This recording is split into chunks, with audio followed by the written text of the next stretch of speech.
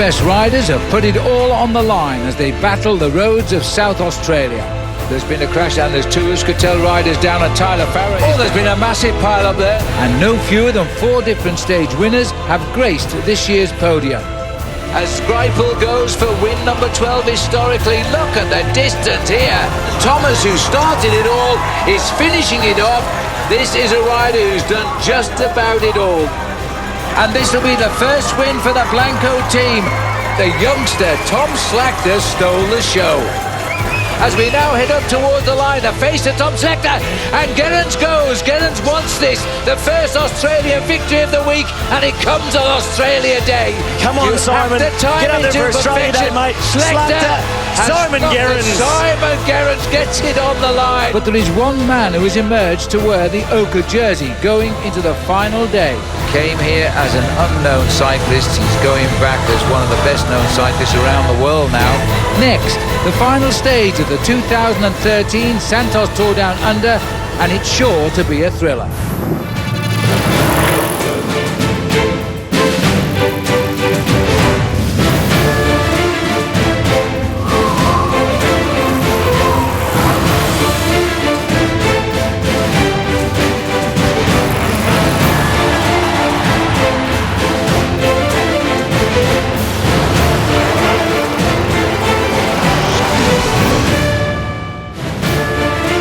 Hello everyone and welcome to the Epic Cycle series presented by Michelob Ultra. I'm Phil Liggett and joined as always by Paul Sherwen. The weather, a sunny 24 degrees Celsius, and that is about 75 degrees Fahrenheit. The city now ready to welcome the return of their event, an event which over 6 days of racing has attracted more than 700,000 spectators. Yes, everybody knows the final day is going to be a rip-roaring day, but the race is not decided. There's still the battle for the podium positions. So now it was all down to this last circuit race, 20 laps of the course. Geraint Thomas had lost the lead and was now in 5th place overall. And this is what happened as he tried to get up there on the previous day. Even went almost off course. Yeah, you know, but that's life. We all went to war and we tried to die for the jersey, and Geraint gave it at everything. And as you can see, if you look back at the footage, he nearly forgot to turn left at the top of Old Wollonga Hill there. So, you know, he went down swinging as well, and we gave everything that we had. And, you know, the better bike rider on the day won it, and obviously Tom Slachter's in the jersey. Yeah, I think the last 90 kilometers of the Tour Down Under are pretty flat, and that should suit me as a sprinter and also my team. So we are looking forward to a sprint stage and to a sprint final. So we will work for that, and we are all 120% motivated. We know that we have the power to hit the front, and yeah, it works pretty good. And what happens behind me, I know they want my back wheel, and but they also lose energy about it. Let's have a look at the course here that they face. The last day of 6 days of racing around the city of Adelaide and out in the Adelaide Hills, and Australia playing host to the first World Tour event of the season, as it always does in January here in South Australia. The course is the same as every year here as we go up and down King William. We then move out looking for Montefiore Hill. We compete there twice for the King of the Mountains. At the finishing line in King William, there'll be 2 Jayco sprints. All of these competitions are up for sale. The circuit is 4.5 kilometres. That's just under 3 miles a lap. We do it 20 times, and the boys are ready.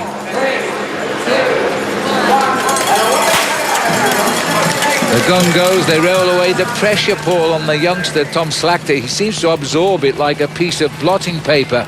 But if he wins this race, he'll become the first Dutch winner of it, and he'll only be 23 years of age. Yeah, a lot of pressure on his shoulders, but the team will rise to the occasion. In fact, I went to see Graham Brown this morning. If you remember, a couple of days ago, he was involved in a very nasty tumble.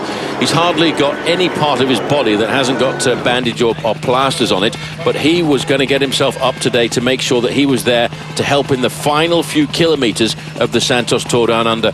He says, I don't know how I'm going to get onto my bike, but I will. Well, he's on the same team, the same Blanco team as Tom Slack. Is going to try and guide him through this circuit. Brownie from Perth in Australia knows all about this course. He won here back in 2003. So out on the 5th lap now. They go down King William. They make the sharp left turn into War Memorial Drive. Just looking, Phil, a little bit on the far side there, you can see the flags showing that the wind is a crosswind coming up the finishing straight. And as is de rigueur in the Santos Tour Down Under, the first attack is the youngest team, Uni SA. It happens every day. These young kids here, they are the stars of the future of world cycling, not just Australian cycling. They are the Australian national squad here in the event. They're heading round towards Pennington Terrace once they've gone over Montefiore Hill. More action after the break. The Epic Cycle, presented by Michelob Ultra on NBC Sports Network, is brought to you by Michelob Ultra. This is the year you stop saying, this is the year. And by BMC, who is giving away a trip to the 2013 Tour of Flanders or Paris-Roubaix and a brand new BMC bike. Register at www.bmc-switzerland.com/Spring Classics. And by X-Endurance, the greatest athletic discovery since tennis shoes.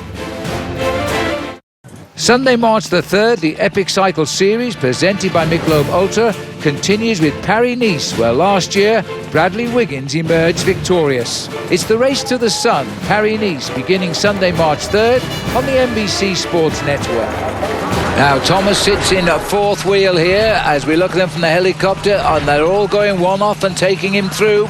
Now, is anybody going to take them on? Do they realise even what he's doing here as they brake on the left? That's a fine sprint being put up by Lambre, but watch the front. And Graham Brown is giving it a go, but Thomas is going for 3 seconds here, and I think he may have got it, but there was a terrific rush up the inside there by Mark Renshaw, is it? Who's come up on the Blanco squad. It's not Mark Renshaw, but it was a photo finish that, and we're going to have to see exactly what that result was, but it was 3 seconds or 2 seconds. He's got something. Well, it was a line of right straight across the road there, and you could see the rider from Euskaltel-Euskadi was not very happy at all. Let's have a look there. You can see the acceleration coming from the Blanco rider on the right-hand side. Bosenhagen is right in the middle. Well, you have to see that from the side, Phil. It is so close. Well, that's Wilco Kelderman, I think, of the Blanco team, who took him on, that youngster who is also coming up and needs bonuses. He's only 32 seconds off. If he got 3 seconds, he's moved into the frame as well. He is really one of Holland's best young riders coming through. Looking down from the helicopter, the race is coursing along King William here as they go back out on lap number 10 now. 4 riders just getting ahead of the field. They've been riding now for 52 minutes coming up, and they have completed almost the half distance. They've one more lap to go for the half distance. Absolutely flying. The average speed is pushing 48 kilometers. Oh! And he did well to hold that one as he overshot the bend. Well, I tell you what, I think his heart rate probably went up to 225 then, and he did a very good job to keep himself upright. But I think the lactic acid must have taken a jump too, so he sat up and gone back to the main field. He locked up his back wheel there, slid in there. He must be a BMX rider of old, that boy, to do that. Well done, George. Silver medalist in the New Zealand Road Race Championship not long ago, and riding high in this race as well. So he's sitting in 13th place overall. He's having a great Santos Tour Down Under. Now that's reduced the breakaway to 4. Right, well, this is the King of the Mountains here, the first attempt. It's only a 3rd category, and there are points for the first 3 riders. And you can see the rider from Euskaltel-Euskadi is the man who went through there and got it. There's no challenge there. That one, without any challenge, will keep Moreno in the leaderboard there. He's got 22 points. He didn't feature. Jack Bobbage was 2nd, Geraint Thomas was 3rd, and they weren't in the hunt for those points. So Moreno still keeps his lead, and there's one more climb left in this year's Santos Tour Down Under. As these riders now start to see who is looking around, they're all looking at each other. The boys in black, red and white are looking for the location of Geraint Thomas and make sure he's in position when they launch for the line. But there's a lot of intruders, Paul, who are actually itching to get up there. Yeah, so this team is not really built as a sprinters team Sky here. This is the core of the team that will go through to the one-day classics in the months of March and April. But they are all experienced men, and the most experienced sprinter in that group really is Geraint Thomas, because he comes from that track background. And the man looking over his shoulder with the red jersey on, that's Edvald Boasson-Hagen, who's looking after his teammate. And a rush by the boys in pink and the boys in orange. They're bringing their sprinters up as well, because the Lamprey in the pink have got Pietro Pietropoli, who's well up in the overall, while the boys in orange, I've got Jon Izagir, and the boys in black and blue, they are the Blanco team. They want to get Kelderman back in amongst it, and he seems to have a very good sprint. Bit of bumping as they're getting around that right-hander. Well, that's the Spanish riders from Euskaltel trying to get involved with the sprint, but they don't really quite have that firepower that the teams like the Blanco riders and the Sky riders have at the front. Final rush for the line now. Luke Rowe pushing on for the riders as they start to do the same lead-out train as they did last time. Matthew Heyman, then Eddie Boysenhagen, and behind Boysenhagen in the red is Geraint Thomas in the glasses. Kelderman is in that blue and white jersey, just tucked off the shoulder of Geraint Thomas, and he lost by the width of his racing tyre last time around. Turning into the straight, somebody went very wide there. Well, I noticed CJ Sutton has moved up to the back wheel there of Geraint Thomas. That to see whether or not he can take a few points away from anybody else. They've got the pressure now. It's Matty Heyman starting to wind it up. Boasson-Hagen in second position, Geraint Thomas in third. This is very good now. Kelderman is creeping up onto the wheel of Thomas. Thomas just needs second or third here to move up into third in the race. Boysenhagen leads him out. Boysenhagen needs to sit up and let him through here as he comes up to the line. Whoa, it was desperate. Second or third by my money, and the Euskaltel rider Astalosa, no, it's not Astalosa, but Euskaltel tried to break them all up there as well.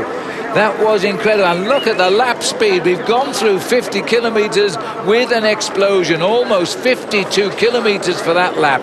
It's all about the seconds after nearly 800 kilometres of open road racing. Take a look at this, Paul. Well, have a look. You can see Kelderman coming up very rapidly there. Boasson-Hagen was trying to open up the gap for Geraint Thomas on the inside there with number 37, but when he could feel the threat coming forward, that was a great approach there at the line. Well, it was third place for Geraint Thomas. That puts him in exactly the same time as Ben Herman, so that'll have to go to the count back. As the arrival of Labato who spoiled the fun there in that orange jersey.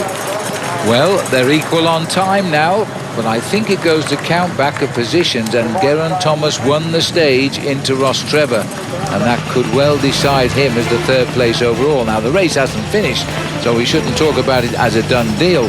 There's still 3 type bonuses at the finish.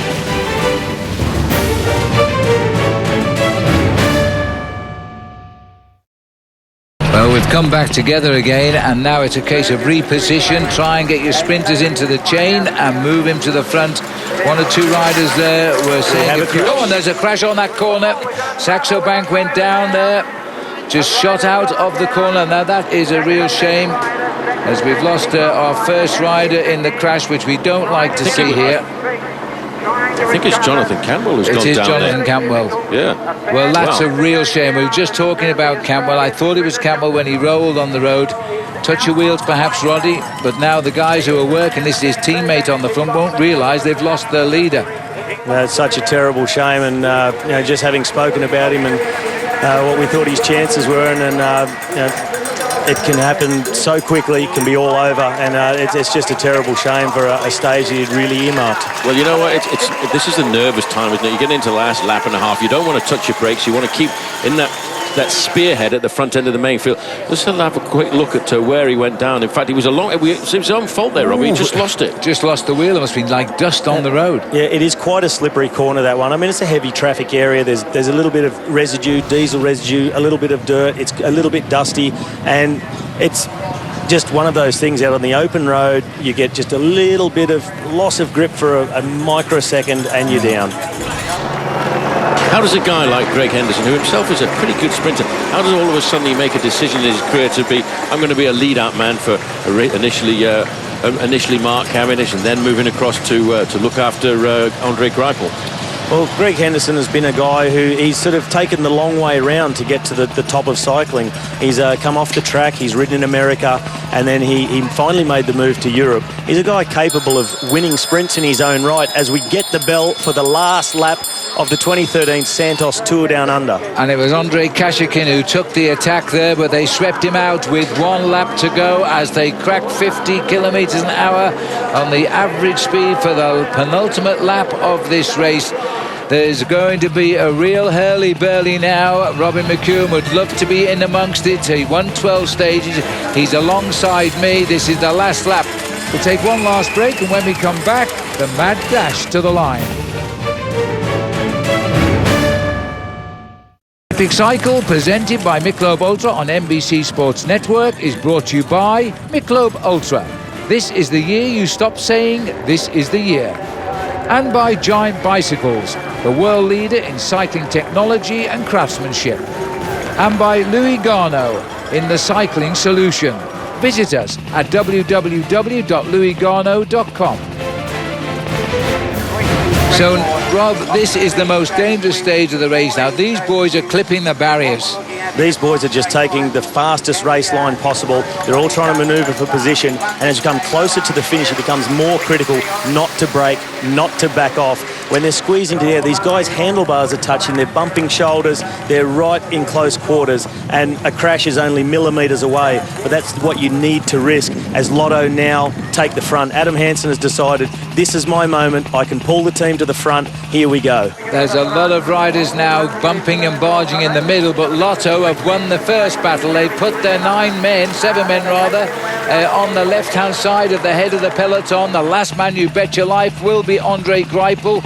Just in front of Andre Greipel will be his faithful lead-out man, and that'll be Greg Henderson. But the Sky team have fought the way back in. The men in black and the one in red are all on the same team. They've split the train at the moment. Well, what I'm looking at is that Lotto just say, OK, fellas, take the front, we'll stay grouped, and we're going to come back over the top. So we're seeing an intriguing battle between the two trains trying to take control of this race. What's really interesting is what's happening behind Andre Greipel. There's so many riders want to fight for his wheel. We'll have Goss there, we'll have Ferrari there, we'll have Kittel there. They're all trying to take that position and see if they can finally take a stage off the Germans. They are scorching over the top of Montefiore Hill here. They must have topped out at more than 50 kilometres an hour. As they go through, watch out for them to reposition now. Here comes the Lotto train on the right, taking on the Sky train on the left. They're all looking at each other, see who is doing what to try and work out the tactics. I see a bit of hip and shoulder there, and the rider that's managed to take the wheel of Greipel for the moment is Mark Renshaw. He's a master of positioning. He's been the pilot for Mark Cavendish for a number of years. Now it's time. He's decided to do it for himself. He's got the wheel at the moment with just a few corners to go. These are the final rushes for the line. Greipel is hooked in behind Greg Henderson. Others believe they can spoil it here. The sprinters on the Garmin-Sharp team of America, but look at the gaps which are forming just by the sheer speed of the train of Lotto. I see the Lotto 4 riders lined up. This is Marcel Seeberg, the tall German. In his wheel, Jürgen Roelands, the former Belgian champion. Very fast sprinter. Greg Henderson behind him and Andre Greipel. It's looking ominous. Greipel is in his usual perfect position. He'll thank the team if we interview him as the winner. Will he get his 100th career win today here in Adelaide? Boysenhagen showed us earlier he is a very fast sprinter. He handled a couple of stages of the Tour de France with his sprint finish.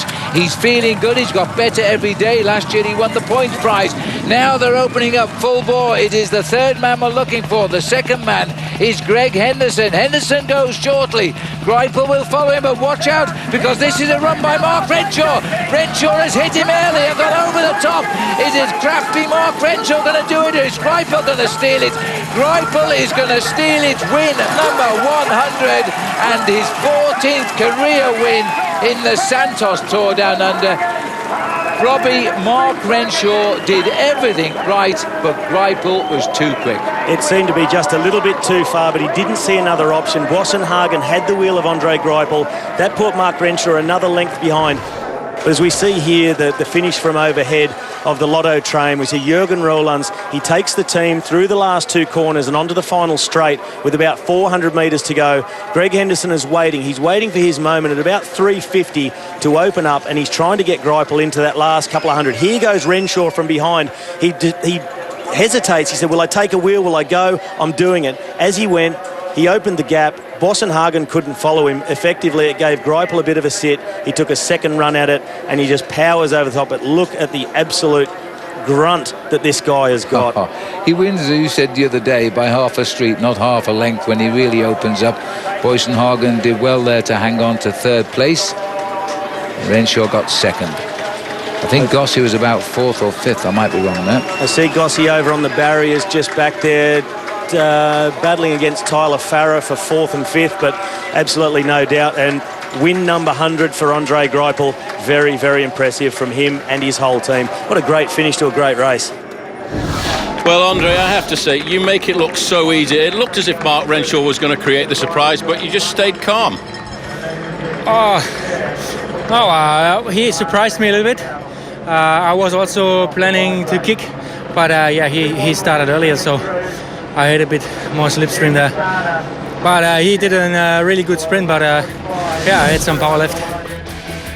Yes, but you may have a great team, but you've got to be very rapid when it comes down to it. Greipel getting the win over Mark Renshaw. It's the third time he's been second on this circuit. Edward Bosenhagen in third place, Matty Goss in fourth, and Tyler Farrar, the American sprinter for Garmin-Sharp, going in fifth place. So the wave to the crowd from Greipel as he points to his sponsor, and he's now won 14 stages of this event. Well, Tom, I have to say, Tom, what an impressive week you've had. Did you think when you won the race around Stirling you were going to win this bike race overall? No. When I won on Stirling, it was already amazing. And I thought there was maybe a bit of luck too, but I think this week I'm the strongest. So that I take the jersey home is really amazing. It most certainly is, Paul. He's won by 17 seconds over Javier Moreno, and Thomas came back up to third on the final day, 25 seconds off. Yes, Ben Herman's dropped down into fifth. Wilco Kelderman moved up into sixth. Well, there's the big prize from the Santos Tour Down Under, and the huge crowd watching on here as this youngster from Holland salutes them. His first big victory, and there'll be plenty more to come for him, I'm sure of that. And that wraps it up for this year's Santos Tour Down Under. But this is just the beginning of the cycling coverage that the NBC Sports Network has in store for you this season. For a full cycling schedule, log on to our website at nbcsports.com. For Paul Sherwen, I'm Phil Liggett saying so long for now.